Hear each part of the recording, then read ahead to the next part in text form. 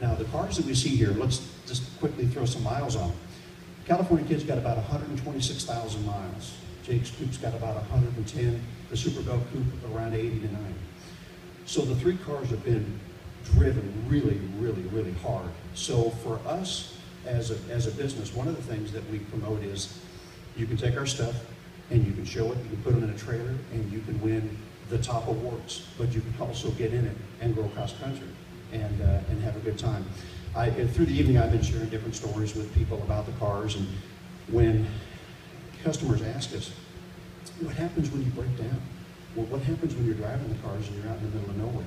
Well, that's when the stories begin, because I can't remember all the times I've driven the car, but I can remember every time we broke down in it, and I can remember how we got home. So once again, it's just bringing that story together. The purple car. This car would have been around 1985. It was the cover of Hot Rod and the cover of Street Rider magazine. What this did, this was another era, another phase. We call these cars fat fender cars, a little bigger, a little wider. That would have been around 1935 is kind of a cut we put. These are all 34s. This is, the 35 got a little wider, a little bigger, a little longer. So this was the era of the fat attack on the cover of Hot Rod magazine. And it was all about, hey, you know what? You can take a big fat car and make it look cool.